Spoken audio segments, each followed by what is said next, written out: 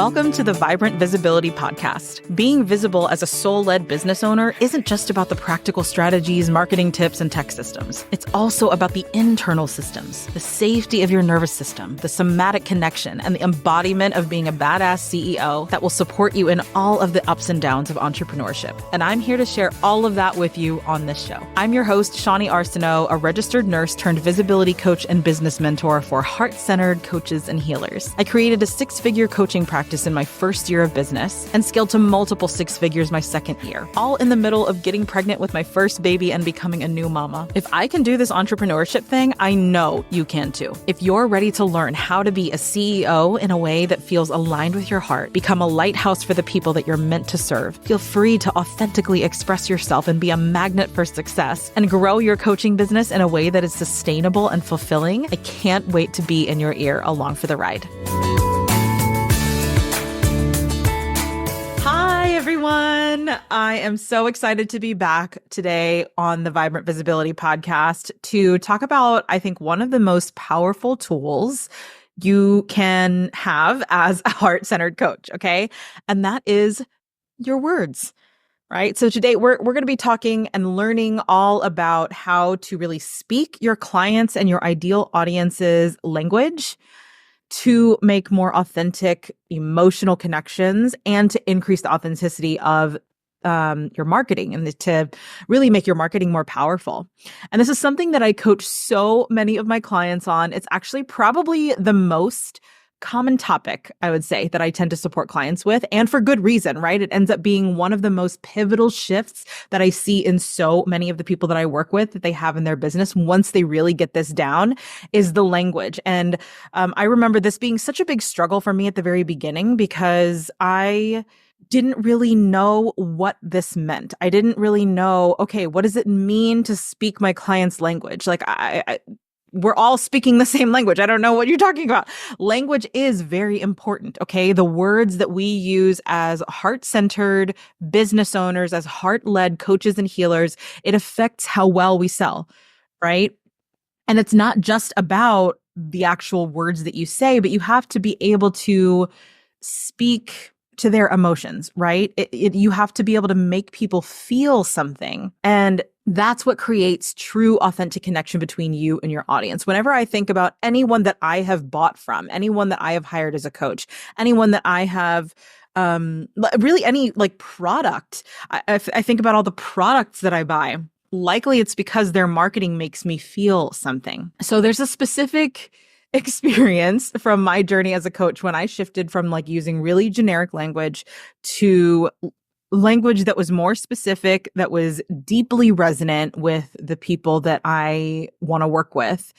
And once I started making that shift, right, I started to receive more heartfelt engagement from people. And I started creating clients who felt, one, more aligned with me, but then who also felt very seen by me before they even started to work with me. And it felt so great. So the first group I launched in my first year of business, a couple of years ago, it was around self-care, right? It was a group that was around self-care and like renewing your self-care routine and making it feel like it fits into your lifestyle rather than this like generic thing. But I wasn't super clear on who I was helping. Okay. And I had a guess for who it was for, but I didn't really feel very confident in it. So the language that I used whenever I was marketing for it was super generic, right? Learn how to take care of yourself without feeling guilty. Practice self-care more consistently. Put yourself at the top of your to-do list, okay? And as I say all of those things, they sound great to the ear, but then they also don't land quite as well, right? Because they're so vague, they're so generic, and that launch completely flopped, which I can see why. I can see why it did. I had no idea what I was talking about. I didn't feel very clear on my language. So when I launched my group program a few months ago, Vibrant Visibility, with a successful launch, the language that I used then was very different, right? I would use things like, I'm going to come up with just some examples that I can think of off the top of my head, right? Be able to, this program will help you be able to finally tell people that you are a coach without having a mini panic attack. This program will help you be able to take a video of yourself without feeling like you're going to spontaneously combust or vomit. Another example of, something that I would say in the marketing for this was, this program will help you share your story on social media without feeling like people are going to sit on the other side of their screen judging you and criticizing every little thing that you say. Right? See how different those two feel, right? There's definitely a lot more power to the way that I marketed Vibrant Visibility than there was to the way that I marketed that self-care group that I launched a couple of years ago. Well, that I attempted to launch a couple of years ago. And don't worry, this episode will be full of examples like this. I know that this is kind of a hard thing to grasp, especially if you're not used to shifting your language in this way or thinking in this way. I'm going to give you a lot of tangible examples that you can sink your teeth into, and then, invitation to go out there and continue practicing doing this, practicing your language. So what I'm going to be doing today in this episode is sharing the process and the mindset that I think will really help you truly speak your clients, your ideal audience's language so that they feel seen, they feel understood by you, and they're called to work with you. Okay. So kind of like what I mentioned before, language is a critical piece of heart-centered marketing. It's the bridge between you and your ideal clients. And for heart-centered coaches, heart-centered business owners, it's about creating that trust and that emotional connection, not just selling, just making it sound really awesome. Language, I think, either attracts clients to you or it kind of leaves them feeling disconnected and a little bit like estranged. And you can feel it. You can feel the difference between using language that just sounds professional and language that sounds like marketing versus language that actually feels real. You know how when you type something into ChatGPT and the generic copy that it spits out, like let's say you're a health coach and ChatGPT gives you stuff like heal your relationship with food or, things like that. That is different from, let's say I wanted to phrase it like this. Finally feel like you can eat a meal without thinking about every calorie and actually enjoy the experience of nourishing your body with good, healthy food. Right? That is a very different vibe than heal your relationship with food, right? So I'm talking about creating an experience for your audience, creating an experience for the people that are following you, the people that are in your world with your words. So I want to talk about, phrases that either overpromise and underdeliver and why they feel empty. Okay. So you see this a lot in the coaching world, but just in the marketing world in general, you see a lot of language that overpromises something and then underdelivers. And that's why it feels very disconnected, right? So let's say weight loss, for example. You are researching a coach or like a product that will help you lose weight and feel amazing in your body. I just kind of want to roll my eyes at that, right? Because it's very generic. It doesn't really make you feel anything.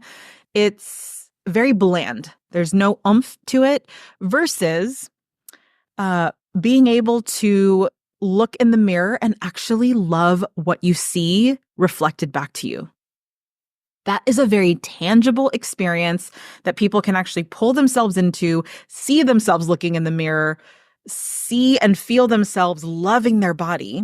But not just because they've lost weight, because there's a lot of internal transformation that's also happened. Like you want to make people feel something a little bit deeper than just what's on the surface, because what's on the surface doesn't hit quite as hard, So lose weight and feel amazing in your body is great.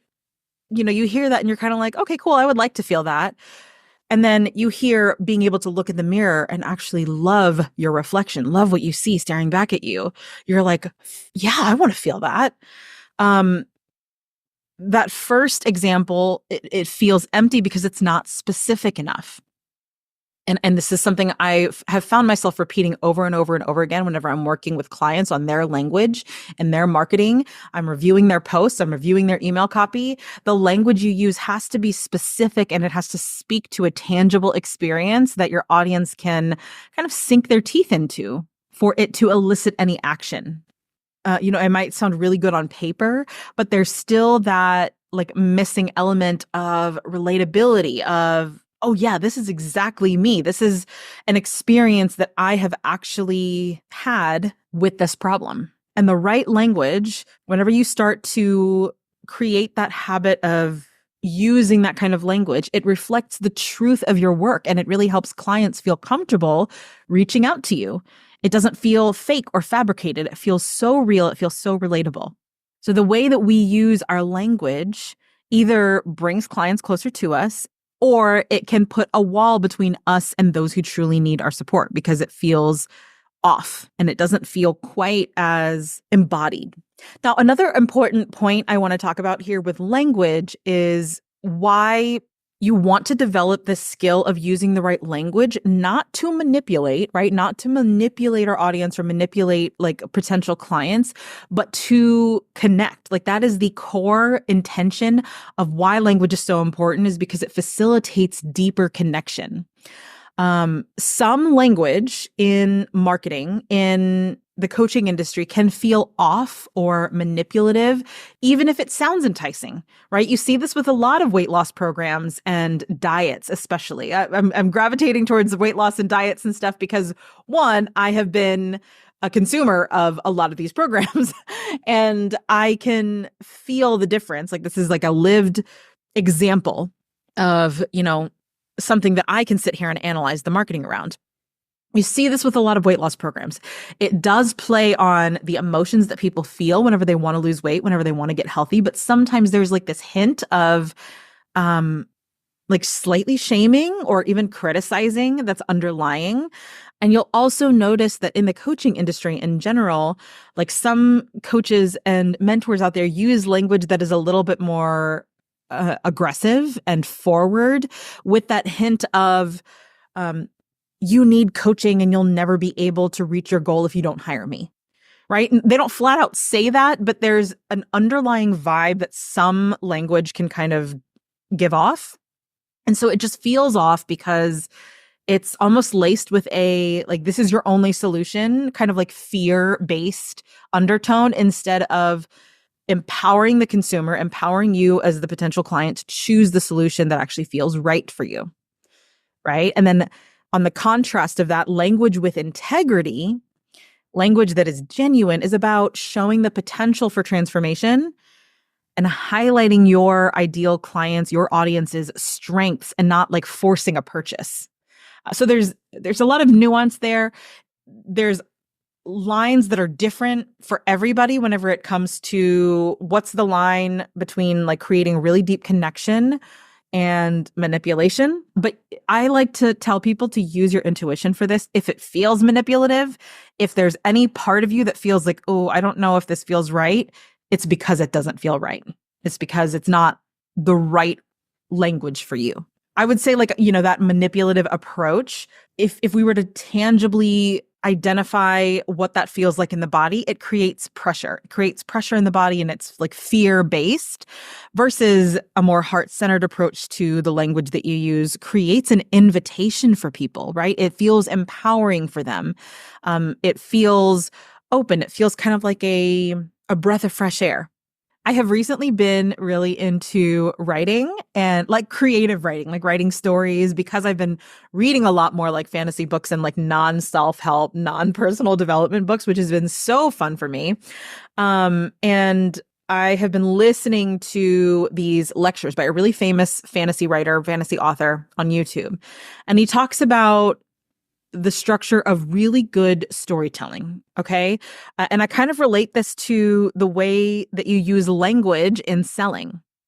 So in a story, a novel, whenever you're writing a story, a powerful story has three key elements to it, right? There's the promise. There is what the journey will hold.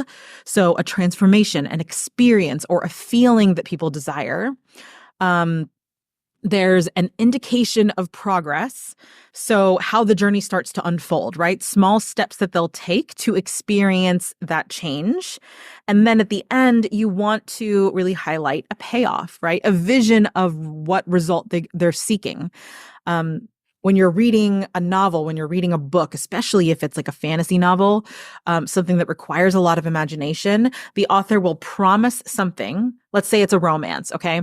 The author will introduce these two characters and promise with their first interaction, or promise with introducing one of the main characters and talking about how lonely they are and how much is missing in their life. There's a promise that this story is going to unfold and this person is going to fall in love, right? Indication of progress would be like, how the journey unfolds. So every scene that has the main character meeting the other main character, and every little piece of banter, every conflict that arises, that's indication of progress. Small little pieces that are going to help experience that change of this person falling in love. And then the payoff, of course, at the end is their first kiss, or their first, romantic moment together. Stay with me. Okay. I know this is a little bit of a tangent, but I promise this is all going to come together. Now, in your storytelling with your marketing, it's very similar. Like, you want to be able to infuse those three different elements into your marketing, because really marketing is storytelling. Powerful storytelling is powerful marketing. So if you can tell a story with the way that you market, people will feel that payoff at the end. And that's kind of what triggers people to sign up for your coaching services, buy your offer, sign up for your course, enroll in your program, right? Using that heart-centered language really shows, I really think it shows respect for your client's journey. It offers them guidance, but it doesn't pressure them. And then it also shows them what's possible and allows them to come to that empowered decision on their own without you feeling like you are pushing them or convincing them or manipulating them in any way, Let's dive a little bit deeper into emotion, right? Emotional connection, making your audience feel something. The language that you use should really touch on the real struggles and the dreams and the desires that real people have, okay? Specifically your ideal clients. If you can talk about real situations and translate those specific scenarios into your marketing through stories and capture the emotion, it's so much more effective. I might be projecting a little bit here, but I am extremely emotional. Like, I'm an empath. And my love language is people speaking to my emotions. So if a song, if a commercial, if a TV show, a movie, or a book can make me feel something, I'm usually sold. Even if the writing, like let's say books, for example, because we've just been talking about novels and books. If the writing, like the prose, the structure of the writing in a book isn't that great, if they can still make me feel something with the story, I'm loving it, right? So connecting with emotions works for coaches and healers specifically because this line of work that we're in is one that requires you to be in tune with emotions, with both your own and your clients, right? So your clients are also typically seeking transformation that is deeper than just what's causing the suffering on the surface. And that requires a deeper, more vulnerable connection with you. And that's why I think emotions are important here. Like, if you can master that level of connection with your clients and infusing emotion into the stories that you tell, selling becomes extremely easy. It becomes natural. My invitation for you there is to start experimenting, start trying to use language that creates a sense of urgency, but from a place of honesty, right? Not from a place of fear. You want it to come from an honest place, from a place of transparency and directness, rather than creating urgency out of fear, right? My example of this is talking about how excited I am about an offer and like being very clear on when the start date is and when doors close versus saying that you only have 2 spots left when you actually have 5, right? Emotionally resonant language doesn't create that like false sense of need, but it's speaking to what's already in your clients' hearts and making them feel seen. That's really all we're doing with marketing, is helping people feel seen. Okay, so I'm actually going to go through some really specific examples here because I think it's helpful. I think it's helpful to constantly hear this language being used And to also yourself, as you go out in your business and create content or connect with people or market in any way, I think it's important to be able to practice this skill over and over and over again. And it's okay if you are bad at it at first. It is okay. You are going to be bad at it. The idea is, especially if you have a coach, one of the things that I always invite my clients to do is to, whenever they're sending connection messages to potential clients, or whenever they are creating social media posts or creating an email sequence, I always invite them to either take screenshots of their messages or send me their copies, send me their posts before they share them so that I can give them feedback, because that's honestly one of the biggest things that's been so helpful for me, is being able to send my coach copy that I want to use or whatever and get guidance on how to shift my language so that it lands better. So here's some tangible examples. I'll kind of go through some broad statements, and then you can see how the broad statements that I'm going to use don't resonate as deeply as specific phrases that kind of speak to actual feelings or desires or experiences, right? So broad statements like reach your goals. That's a very, very broad statement, okay?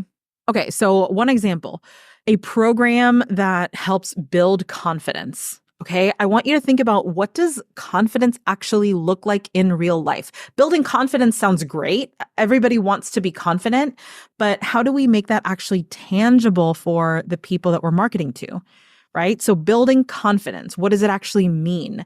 Some more specific language would be being able to make a decision about your business and not second guess yourself. That is a lived experience of what it feels like to be confident, okay? Another example of that would be walking into a room of strangers and feeling like you can be completely yourself without hesitating. That's very powerful. Like, you can see yourself walking into the room, feeling really confident in yourself, knowing that you don't know anybody in this room, and feeling like you can just be yourself. There's no fear, there's no hesitation, there's no anxiety about how people are going to receive you or what people are going to think about you. That's a lived experience that if you use that language in your marketing, people can really sink their teeth into. Okay, another example. Let's say you are offering a program, or your coaching services help people find peace in their lives. This is great.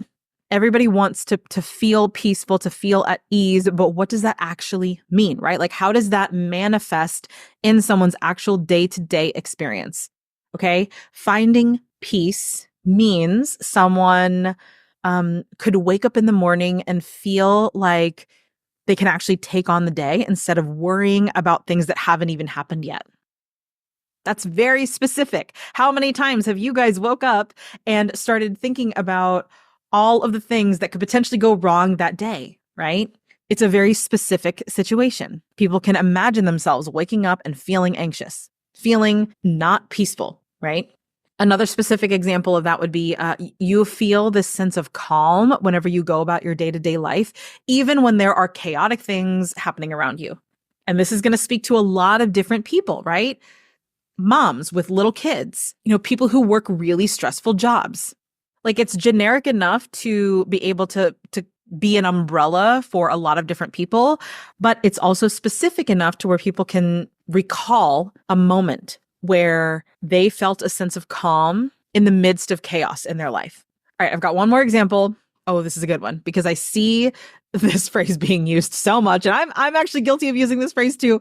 But let's say your program helps people be their most authentic self, right? I'm really trying not to eye roll here, because this is something that so many people want. People really want to be their most authentic selves. This is a hot one right now, right? And again, I've even had to learn how to get super specific with this language in my own practice, because I coach people around visibility and being seen as their most authentic selves. So what you really want to think about is, what does authentic actually look like? What does it mean? How would someone know if they were being authentic? So a specific example of this would be maybe you are able to talk about a controversial opinion you have with grace and respect without getting nervous about who might get offended, right? That's leaning into your most authentic self. That's being unafraid to be authentic. Another example of this could be you're able to have hard conversations with people and speak from a place of honesty and love, even at the risk of people not liking you. That is a tangible experience of being your most authentic self. You aren't afraid to be a little bit spicy in your marketing and let your personality show, right? That's a little bit more general, but still, like, you can still feel the impact of that statement versus be your authentic self, right?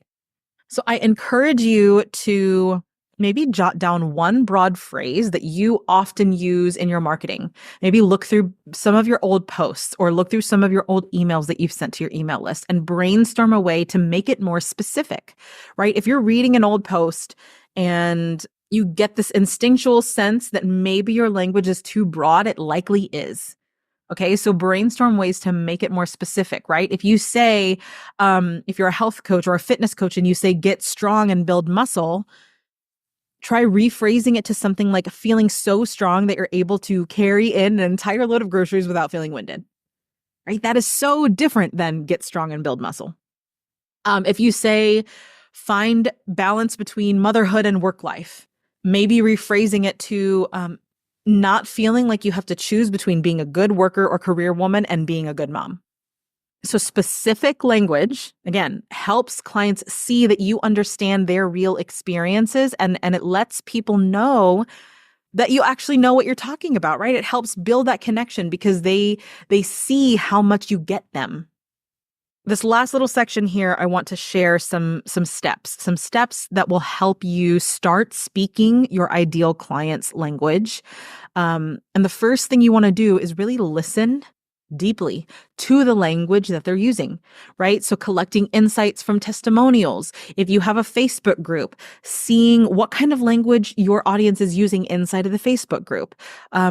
Client calls, social media comments. One of my favorite ways to capture this is I have a reminder after every single one of my coaching calls. This is like part of my post-session routine where I jot down the biggest takeaways that I had as a coach, but I also jot down some of the biggest insights, issues, or ahas that my clients have had. And I try to write down the actual words that they used so that I have like a reference for whenever I'm sitting down to create marketing material.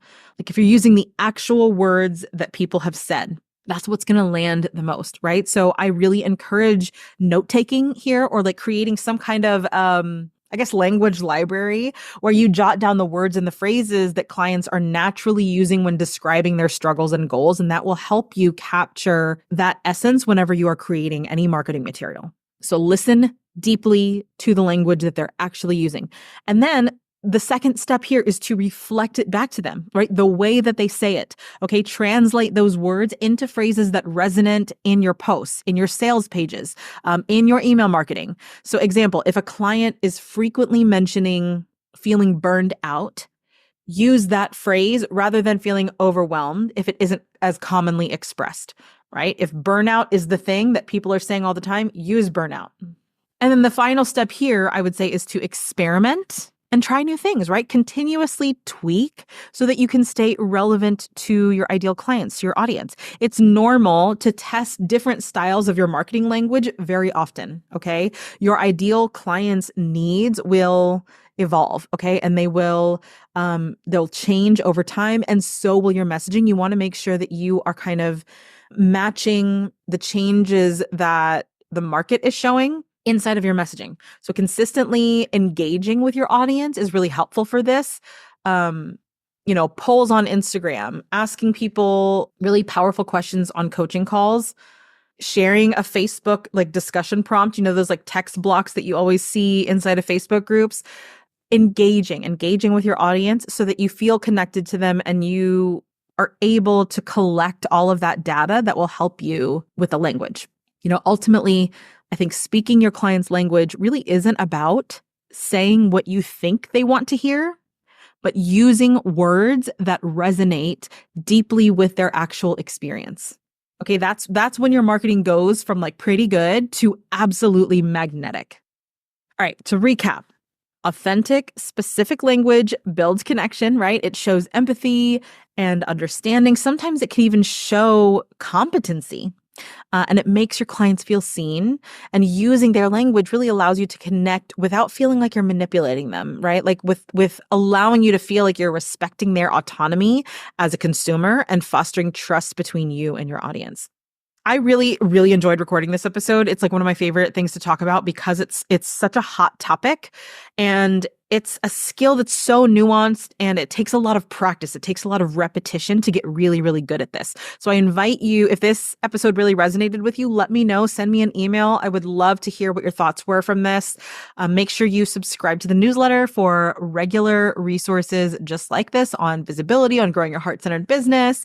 And I would love to see you in our Facebook group as well. I'm also opening applications for my January 2025 one-on-one coaching and mentorship spots. I only have 2 for one-on-one coaching. So if you are needing support, especially with this kind of stuff, if you are looking for that really heart-centered guidance and mentorship in your coaching business, I would love to support you there. The link to apply will be in the show notes. And just kind of some closing words for encouragement here.